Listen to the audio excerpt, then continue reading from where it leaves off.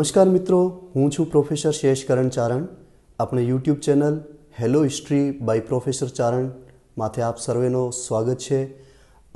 આજે આપણે જે ચર્ચા કરવાની છે આ એક સમસામયિક વિષયનો મુદ્દો છે. આપને ઘણી બધી પ્રતિસ્પર્ધી પરીક્ષાઓ માટે કામ પણ આવશે. કરંટ અફેર્સનો એક મુખ્ય મુદ્દો છે અને આજની પરિસ્થિતિઓનો પણ એક મુખ્ય મુદ્દો છે જેને માટે આપણે બધાને એની માહિતી હોવી જરૂરી છે. આજે આપણે જે ચર્ચા કરવાની છે આ મુદ્દો છે આપણો ખેડૂત મુવમેન્ટ, કિસાન આંદોલન. કિસાન આંદોલન અથવા ખેડૂત મુવમેન્ટ જે છે એમનો ઇતિહાસ આજનો નથી.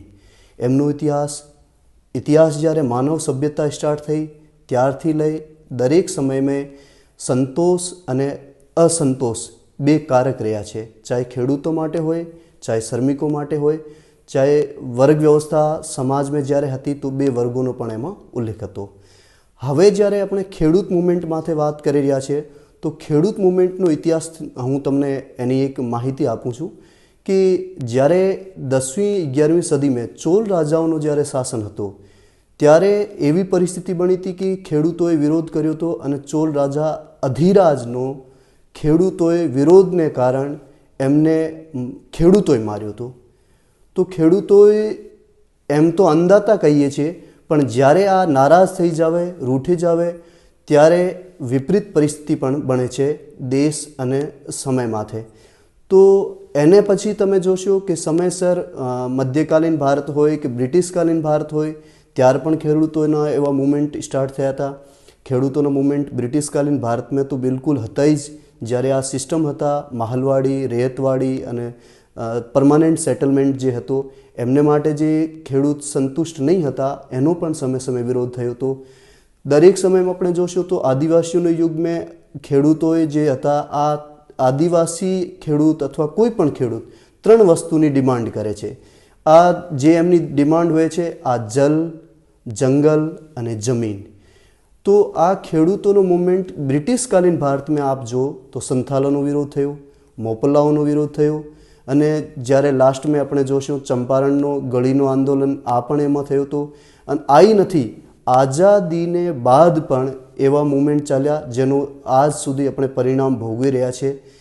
1967માં બંગાળનું નક્સલવાડી ગામ ત્યાંથી જે ખેડૂત મુવમેન્ટ ચાલ્યો હતો આ ચારુ મજુમદાર અને કાનુ સાન્યાલ નામના બે લોકોએ સ્ટાર્ટ કર્યો હતો નક્સલવાડી ગામ બંગાળનો. और ત્યાંથી જ નક્સલવાડી મુવમેન્ટ અથવા નક્સલવાદ આજે આપણે દેશમાં એક બહુ જ મોટી સમસ્યા રૂપે ઊભો છે.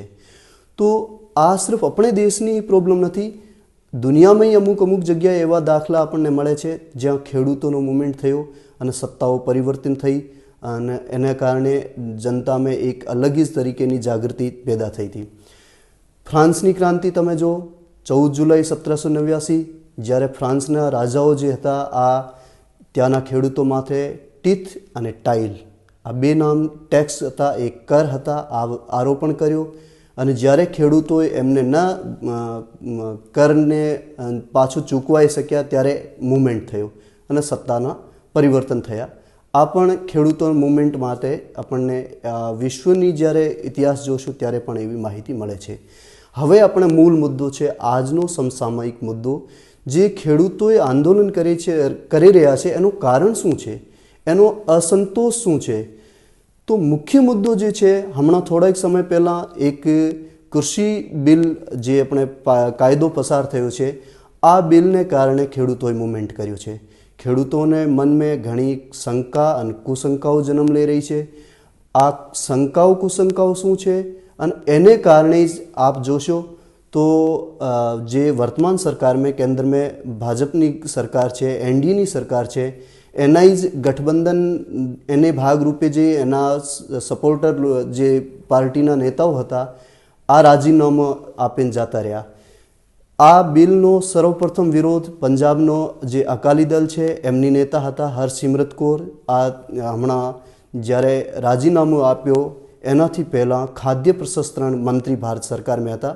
આ રાજીનામું આપે અને અકાલી દળ ભાજપથી અથવા એનડીએથી અલગ થઈ ગઈ. બીજું ઉદાહરણ આવે છે આપણે રાષ્ટ્રીય લોકદળ જે હનુમાન બેનીવાલની પાર્ટી હતી, રાલોપા જે હતી, આ હનુમાન બેનીવાલ ખેડૂતોના મૂવમેન્ટ માટે સપોર્ટ કરી અને એનડીએથી અલગ થઈ ગયા. તો મુખ્ય મુદ્દો આ છે કે આ એવો કયો કૃષિ બિલ હતો જેને કારણે ભાજપ સરકારની લીડિંગમાં અથવા એનડીએની સરકારથી એના જ જે મિત્ર દળ હતા આ મિત્ર લોકો એનાથી અલગ થઈ રહ્યા છે. અને આખે તમે જોશો ઉત્તર ભારતમાં સ્પેશિયલી પંજાબ હરિયાણાના જે ખેડૂતો છે આ એનો વિરોધ કરી રહ્યા છે.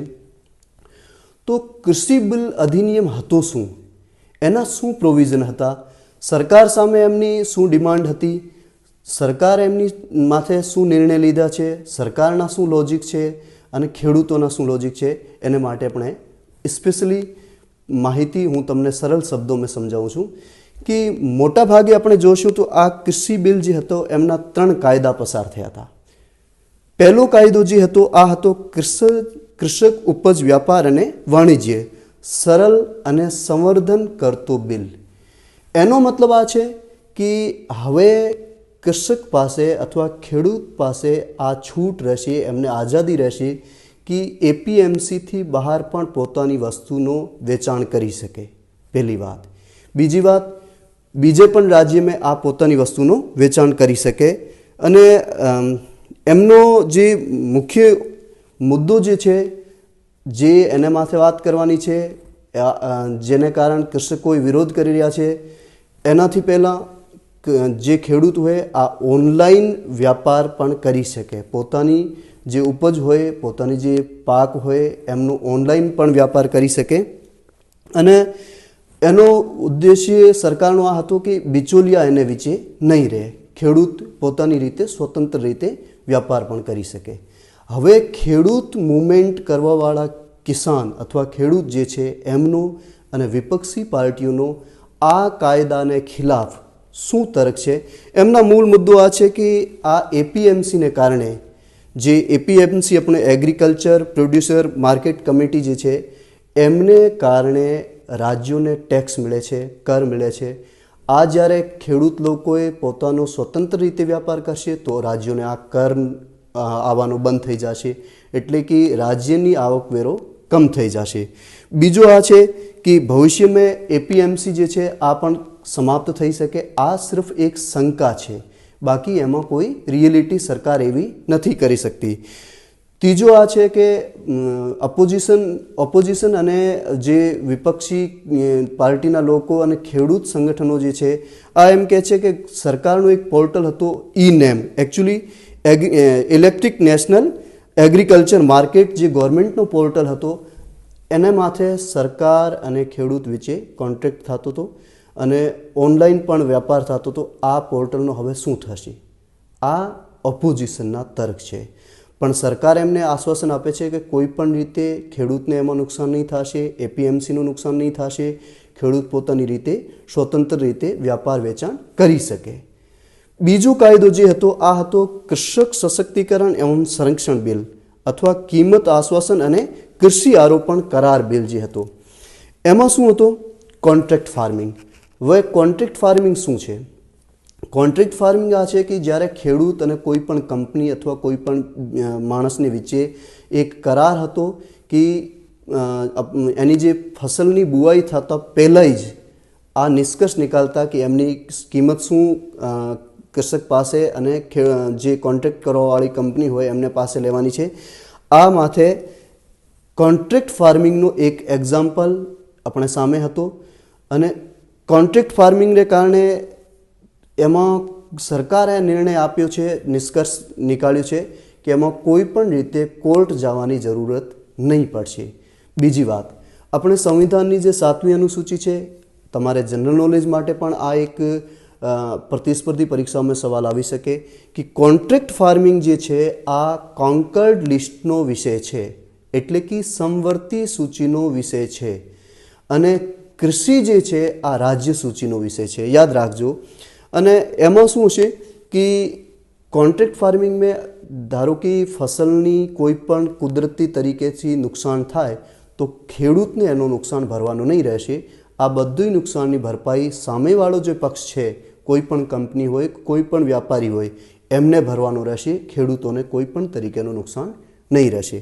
હવે એમને વિપક્ષમાં શું લોજિક છે કે જે ઓપોઝિશન પાર્ટી અથવા કિસાન સંગઠન જે છે ખેડૂતોને જે મુવમેન્ટનો સપોર્ટ કરે છે, આ લોકો એમ કહે છે કે એમાં છોટા કિસાન જેને પાસે જે લેન્ડ એરિયો જે છે, નાના ખેડૂત જે છે, જેને પાસે જમીન કમ છે, આ લોકો પાસે જે કંપની સામેવાળી જે છે અથવા કોઈ પણ વ્યાપારી જે છે એના સાથે પ્રોપરલી સોદો નહીં કરી શકે.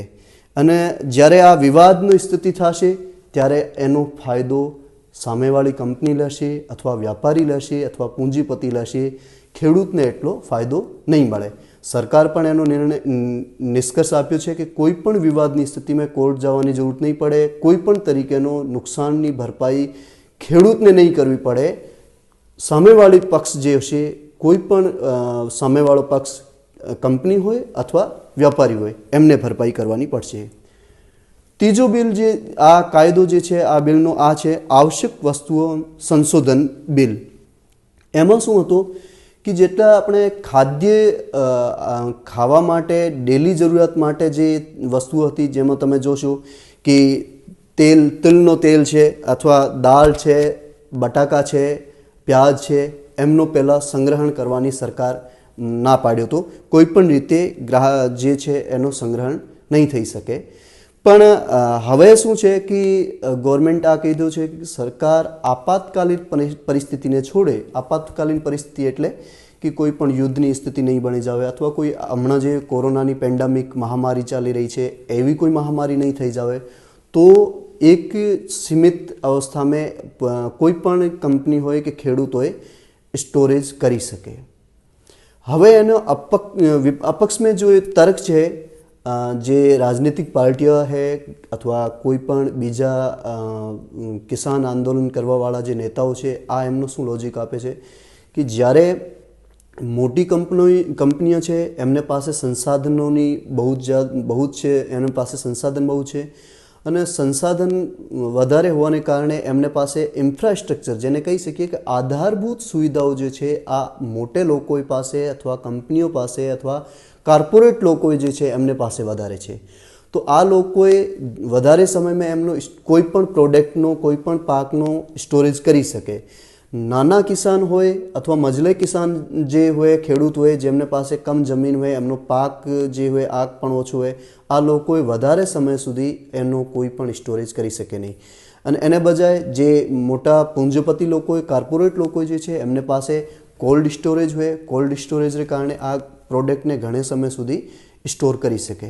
હવે એમને અગેન્સ્ટ પરિસ્થિતિ જે વિપક્ષવાળા લોજિક આપે છે કે જ્યારે આ એવી કોઈ મહામારી અથવા આપાત પરિસ્થિતિ આવી ગઈ અને એકવાર કોલ્ડ એનો સ્ટોરેજ થઈ ગયો કોઈ પણ પ્રોડક્ટનો, પાકનો, તો આ પરિસ્થિતિમાં એમની કિંમતો વધી જશે અને એકવાર જ્યારે કિંમતો વધી ગઈ પછી સરકારને કંટ્રોલમાં આવે જ નહીં.